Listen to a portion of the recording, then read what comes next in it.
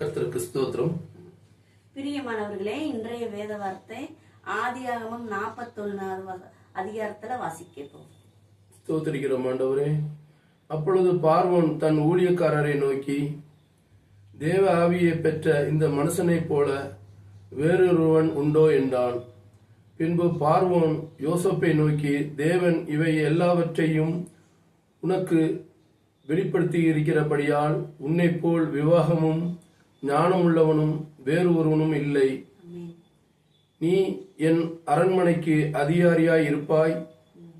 என் வாக்கின்படியே என் ஜனங்கள் எல்லோரும் அடங்கி நடக்க கடவர்கள். சிங்காசனத்தில் மாத்திரம் உன்னிலும் நான் பெரியவனாய் இருப்பேன் என்றான். ஆமென். அல்லேலூயா. அல்லேலூயா. இந்த நாள்ல ஒரு நல்ல ஒரு ஆசீர்வாதமான ஒரு வார்த்தை. அப்பனா இது நம்ம நல்லா தெரிஞ்சு கொள்ளணும். ஆமென். அல்லேலூயா. ஒரு வாலிப மகன் எப்படியெல்லாம் இருக்க வேண்டும் சொல்லி இந்த நாள்ல கூட இந்த யோசேப்பை பார்த்து நீங்க அனைவரும் புரிந்து கொள்ள வேண்டும். ஆமென். அல்லேலூயா. யோசேப்பு ஒரு சிறு குழந்தையாக இருக்கும் போதே நிறைய பாடுகள். இந்த வெற்றி அவனுக்கு கிடைச்சிருச்சுன்னா ஒரு பாடுகள் இல்லாம எந்த வெற்றியும் கிடைக்காது. ஆமென். அல்லேலூயா.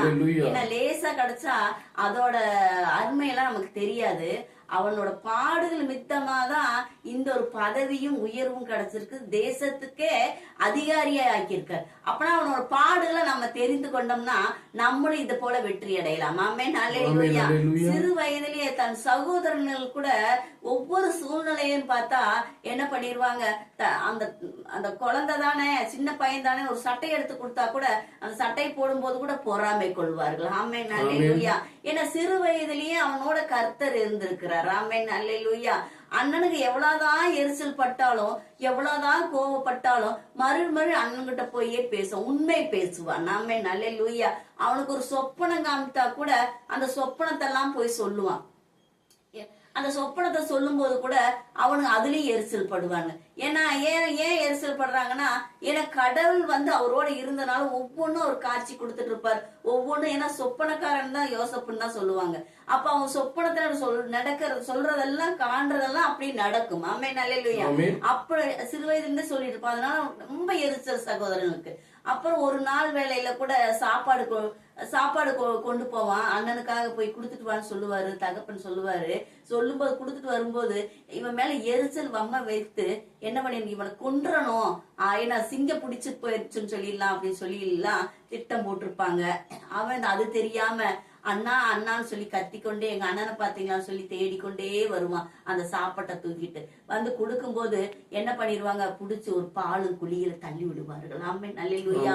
பசிக்கு உணவு கொண்டு வந்த ஒரு மகனை என்ன அந்த கோவம் எரிச்சல் வந்துட்டா என்ன அவங்களுக்கு என்ன பண்றாங்கன்னே தெரியாது. ஏன்னா கண்ணு இருண்டுரும். இந்த மாதிரிதான் ஒவ்வொரு சூழ்நிலையிலும் நம்மளுக்கும் கோவம் எரிச்சல் வரும்போது கண்டிப்பா நம்ம செய்யற தவறு நமக்கு தெரியாம போய்விடும். ஆமென். அல்லேலூயா. அப்ப அந்த மகனை குழியில தள்ளி விட்டாரு. அண்ணா அண்ணான்னு கதறான். அப்பனா அவங்க யாருக்கும் இரக்கமே வரவில்லை. அல்லேலூயா. இப்படி இரக்கம் இல்லாம நம்ம ஒவ்வொரு நாளும் நம்ம இருக்கவே கூடாது. ஏன்னா அந்த கூப்பிடுற சத்தம் அப்படி தொனிக்குது. இருந்தாலும் அவர்கள் என்ன பண்ணிட்டு இருக்காங்களா, உட்கார்ந்து சாப்பிட்டு கொண்டு இருக்கிறார்கள். ஆமென். அல்லேலூயா. அதுல ஒரு மகனுக்கு மட்டும் உணர்வு வந்து ஏன் நம்மளை கொல்லணும், அவனை எதுக்கு கொல்லணும் அப்படின்னு சொல்லி அந்த இடத்துல மனுஷரை வாங்குவதற்காக வந்து கொண்டு இருப்பாங்க அந்த தேசத்துல இருந்து. அப்ப என்ன பண்ணிருவாங்க, இவனுக்கு கொல்றதுனால நமக்கு என்ன பிரயோஜனம், நமக்கு ஒரு காசை வாங்கிட்டு வித்துடலாம் அப்படின்னு சொல்லிட்டு இவன் இந்த ஊர்லயே இல்லாம தேசத்துல இல்லாம போயிட்டோம்னு சொல்லி வித்து விடுவார்கள். ஆமென். அல்லேலூயா. வெள்ளி காசு பணம் வரும்போது நம்மளுக்கு கண்ணுக்கு ஒண்ணுமே தெரியாது. ஏன்னு கேட்டா நம்ம சகோதரனா நம்ம பிள்ளைகளா என்னன்னே தெரியாது. அதுபோல குடித்து வெறித்து இருக்கும் போது எப்படி மனைவியும் தெரியாது, பிள்ளைகளும் தெரியாது, யாருன்னே தெரியாது. நம்ம என்ன பண்றோம்னு புரியாது. ஏன்னா அந்த நேரத்துல என்ன வேணாலும் செஞ்சிடலாம். அந்த போதை தெளிஞ்ச பின்னாடிதான் நமக்கு புத்தி வருகிறது. ஆமென். அல்லேலூயா. அப்ப இப்படிதான் ஒவ்வொரு சூழ்நிலையிலயும் அவன் கண்கள் தெரியல, அந்த காசுக்காக தன்னோட சகோதரனையே வித்து விட்டார்கள். ஆமென். அல்லேலூயா. அவன் போய் எவ்வளவு அடிமைத்தனமாக எவ்வளவோ வேலை செய்து அங்கேயும் அவன் கூட கர்த்தர் இருந்திருக்கிறார். ஆமென். அல்லேலூயா.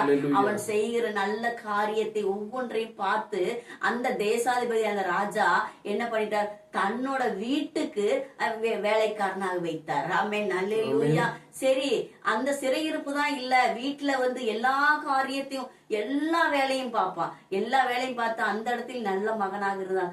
அந்த இடத்துல அவனுக்கு ஒரு சோதனை வந்தது. ஆமென் அல்லேலூயா. என்ன, தன்னோட ராஜாவோட மனைவியே அவன் வாலிபமாய் இருக்கிறதுனால அவன் மேல் ஆசை கொண்டு அவனை இழுக்க செய்தாள். ஆமென் அல்லேலூயா. அவன் என்ன கர்த்தருக்கு பயந்த பிள்ளையா இருந்தா, இன்னும் நம்ம நார்மலா இருக்க வாலிய பையில இருந்தா என்ன பண்ணலாம், நமக்கு இலவசமா கிடைக்குது, எல்லாமே கிடைக்குது, தன்னோட மனைவியும் கிடைக்கும் போது எவனாவது விடுவானா? இந்த மாதிரிதான் தப்பு செய்யாதபடிக்கு அவனோட கர்த்தர் இருந்ததுனால அந்த மனைவி இழுத்த போது கூட இதெல்லாம் தவறுன்னு எவ்வளவோ தடவை சொல்லி பார்த்திருக்கான். அவன் கேட்கவே இல்லை. அப்ப நான் தள்ளி விட்டு ஓடி விட்டான். ஆமென் அல்லேலூயா. அப்பவும் அவனை சிறையில் போட்டார்கள். ஆமென் அல்லேலூயா. அப்ப மனைவி என்ன சொல்லிவிட்டா, என்னை கையை பிடி, ஏன்னா இவ பண்ணது சொல்லல, அப்ப என்னை கையை பிடித்து இழுத்தான் அவள் அப்படின்னு சொல்லிவிட்டாள். ஏன்னா இப்படிதான் ஒவ்வொரு இடத்திலும் தப்பு நடக்கிறது. ஆமென் அல்லேலூயா. வாலிப மகன்கள் ஜாக்கிரதையாக இருக்க வேண்டும். ஆமென் அல்லேலூயா. அவன் கர்த்தருக்கு பயந்ததுனால என்ன பண்ணிட்டான், அந்த இடத்துலயும், ஏன்னா அவனுக்கு ராஜா போய் கேட்கும் போது நான் தவறு செய்யலன்னு சொல்றாரு, இருந்தாலும் அதை நிரூபிக்க முடியல, சிறையில தான் இருந்தான். ஆமென் அல்லேலூயா. ஏன்னா மனைவி சொல்ற பேச்சு தான் எடுபடும், வேலைக்காரன் சொல்ற பேச்சு எடுபடாது. அப்ப அந்த இடத்துலயும் ஆண்டவர் கூடவே இருந்ததுனால ராஜாவுக்கு ஒரு சந்தேகம் வந்தது. சொப்பனத்தின் வழியாக ஒரு சந்தேகம் வந்தது. ஆமென் அல்லேலூயா. அந்த சொப்பனக்காரன் அந்த இடத்துல சொப்பனத்தை ஒவ்வொன்றும் சொல்லிடுவான். யார் சொப்பனம் கண்டாலும் யோசப்புனால சொல்ல முடியும். அந்த மாதிரி அந்த ராஜாவுக்கு அந்த சொப்பனத்தினால ஒரு பார்வோனுக்கு ஒரு சந்தேகம். ஏன்னா ஒரு சொப்பனம் வந்ததெல்லாம் சொப்பனத்துல அந்த பதில் சொல்லியிருக்கான். சொல்ல உடனே இவனை அழைச்சு கொண்டு அங்க இருக்கிற ஒரு அதிகாரி கூட்டி போய் இவன் எந்த சொப்பனாலும் சொல்லிடுவான்னு சொல்லி அந்த சொப்பனத்தை சொன்னதை வச்சு இந்த மகனை பெரிய அதிகாரி ஆக்கினார்கள். ஆமென் அல்லேலூயா. அது என்னன்னா 7 வருஷம் பஞ்சம், 7 வருஷம் ஐஸ்வர்யம் என்று அந்த இடத்துல அந்த அவர் கண்ட சொப்பனத்துக்கு அர்த்தம் அதுதான். ஆமென் அல்லேலூயா. காளைகளும் பதறுகளையும் ஒவ்வொன்றையும் அவர் கண்டிருக்கார். அதை வைத்து கொளுத்த மாடுகளை வைத்து, அது செத்து போற மாதிரி ஒரு மாடுகளை வைத்து, இந்த மாதிரி ஒவ்வொன்னையும் அவர் சொப்பனம் கண்டதை வச்சு அவர் ராஜா நீங்க கவலைப்படாதீங்க, ஒண்ணும் இல்ல, 7 வருஷம் பஞ்சம் வர போகிறது, 7 வருஷம் ஐஸ்வர்யமாக போகிறது அப்படின்னு சொல்லி, அப்ப அந்த இடத்துல கர்த்தர் உன்னோடு பேசி இருக்கிறார். இவ்வளவு ஒரு நாணமான பிள்ளையை நீ சிறையில் இருக்க வேண்டியதில்லை, உன்னை இந்த தேசத்துக்கு அதிகாரி ஆக்குறேன் என்று சொல்லி. ஆமென் அல்லேலூயா. அப்ப அவனுக்கு முத்திரை மோதிரத்தை பதித்தார். ஆமென் அல்லேலூயா. மோதிரத்தை பதித்து அவருக்கு வஸ்திரத்தை கொடுத்து, ஏன்னா எல்லாத்தையும் ஏன் கேட்டா அந்த மகன் கிட்ட அவ்வளவு உண்மையா இருந்தான். ஆமென் அல்லேலூயா. அவன் பட்ட பாடுகள் இவ்வளவுனே கிடையாது. அத்தனை பாடுகள் மத்தியிலும் அவனை தேசத்துக்கு அதிகாரி ஆக்கிறனா, நம்மளும் இன்னைக்கு எத்தனை பாடுகள் படுறோம், நம்ம எத்தனை பாடுகள் பட்டாலும் எங்கேயா சறுக்கி விழுந்து விடுகிறோம். ஆமென் அல்லேலூயா. யோசேப்பு எங்கேயும் சறுக்கி விழுகல, ஒவ்வொரு இடத்துலயும் கர்த்தர் அந்த பயம் இருந்து கொண்டே இருந்தது. ஆமென் அல்லேலூயா. அவன் வாலிய பருவத்தை பாதுகாத்து கொண்டான். ஆமென் அல்லேலூயா. அந்த பாதுகாத்து அந்த இடத்துல அந்த தேசத்துக்கு, ஏன்னா அந்த நீ இருக்கிற இடத்துல எல்லாமே நீதான் ஆள போகிறார், நான் உனக்கு மேலாக இருப்பேன் என்று சொன்னார் பார்வோன். ஆமென் அல்லேலூயா. அது அவரு சொன்னது மித்தமாக அவன் என்ன செய்தானா, அந்த ஐஸ்வர்யமான அந்த 7 வருஷத்துல மீதியாக எடுத்து வைத்து 5இல் 1 பங்கை ஒவ்வொரு இடம் வாங்கி வாங்கி சேர்த்து வைத்து அந்த பஞ்சமான காலத்துல என்ன பண்ணிட்டாரா, அந்த பஞ்ச காலத்திலும் ஐஸ்வர்யமா வைத்திருந்தார். ஆமென் அல்லேலூயா. அந்த சகோதரர்கள் எல்லாம் இவனை தள்ளுங்க, அவங்க தேசத்திலயும் பஞ்சம் வந்து விட்டது, ஏன்னா யாருன்னே தெரியாம தன் சகோதரன்கிட்டயே போய் எல்லாத்தையும் நெல்ல இருந்து எல்லா தானியத்தையும் என்ன கேட்க போயிருக்கிறார்கள். ஆமென் அல்லேலூயா. இப்படித்தான் அவள் காலில் போய் விழுந்திருக்கிறான், சகோதரின் காலில். இப்படித்தான் ஒவ்வொரு சூழ்நிலையிலயும் நம்மளை தேவன் உயர்த்தி கொண்டே இருப்பார். இந்த வார்த்தை எதுக்குன்னா, நம்ம யாரையும் அசட்டை பண்ணக்கூடாது. ஆமென் அல்லேலூயா. நமக்கு கர்த்தருக்கு பயந்த பிள்ளைகளாக இருக்கும்போது கண்டிப்பா தேவன் இப்படி தேசத்துக்கு தேசாதிபதியாக இந்த யோசேப்பை வைத்தது போல நம்மளையும் வைப்பார். ஏன்னு கேட்டா அவருக்கு பயந்து இருக்க வேண்டும். ஆமென் அல்லேலூயா. கர்த்தர் நம்மளோடு இருக்கணும்னா அவர் வார்த்தைக்கு நடுங்குறவர்களாக இருக்கிறோம் வேண்டும். ஆமென் அல்லேலூயா. யார் என் வார்த்தைக்கு நடுங்குறானோ அவனை நான் மேலும் மேலும் ஆசீர்வதிப்பேன் என்று சொல்லுகிறார். ஆமென் அல்லேலூயா. என ஒவ்வொருவரும் வசனத்துக்கு நடுங்குறவர்களாக இருக்க வேண்டும். ஆமென் ஹல்லேலூயா. இந்த நாள்ல கூட கேட்ட வார்த்தைக்காக ஜெபித்துக்கொள்ளும். சோதர ஆண்டவரே தகப்பனே ராஜா சோதரிக்கிறோம் அப்பா. இந்த நாள்ல கூட தகப்பனே கர்த்தாவே அதிகம் 42 51 அதிகாரத்துல நாங்க தானிக்கிறோம் ஆண்டவரே. தானிச்சது போல ஆண்டவரே தகப்பனே கர்த்தாவே யோசப்பு போல ஆண்டவரே தகப்பனே இந்த தேசத்துக்கு ஒரு நல்ல மகனாக ஆண்டவரே தகப்பனே இந்த ஆட்சிக்கு கொண்டு வரும்படிக்கு நாங்க செபிக்கிறோம் ஐயா. தகப்பனே கர்த்தாவே வாலிய பருவத்திலும் குழந்தைகளும் ஆண்டவரே உண்மையாக உத்தமமாக எவ்வளவோ பாடுகள் மத்தியில் ஆண்டவரே அவன் ஜெயித்தான் ராஜா.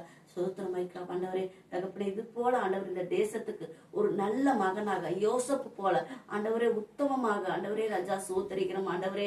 பஞ்ச காலத்திலையும் ஆண்டவரே ஐஸ்வர்யமாக வைத்தாரே அது போல ஆண்டவரே இந்த தேசத்தை பாதுகாக்க ஒரு நல்ல மகனாக ஐஸ்வர்யமாக இந்த தேசத்தை பாதுகாத்து ஆண்டவரே அப்பா சோத்தரிக்கிறோம் ஆண்டவரே. அவன் போல உத்தமத்தில் வாழும்படிக்கு நாங்க செபிக்கிறோம் ஐயா. தகப்பனே நல்ல காரியத்தை இந்த நாள்ல கூட நல்ல மகனை கொண்டு வந்து அந்த ஆட்சியில் அமர வைக்க அந்த பார்வோன் அமர வைத்தாரு. இந்த தேசத்துல முத்திரை மோதிரத்தை பதித்தாரு. அது போல தகப்பனே இந்த நாள்ல கத்தாவே உங்க கரத்துல கொடுக்கிறோம் ஆண்டவரே. இந்த யோசப்பு போல ஒரு நல்ல மகனாக ஆட்சிக்கு கொண்டு வந்து அமர்த்தும்படிக்கு நாங்க ஜெபிக்கிறோம் ஐயா. ஆசீர்வதிங்க ஐயா, பலப்படுத்துங்க, கூட இருந்து வழி நடத்தும்படி இயேசு கிறிஸ்து நாமத்தில் எங்களை தாழ்த்தி உங்க கரத்துல கொடுக்கிறோம். ஜீவனுள்ள நல்ல பிதாவே, ஆமென் ஆமென். அனைவருக்கும்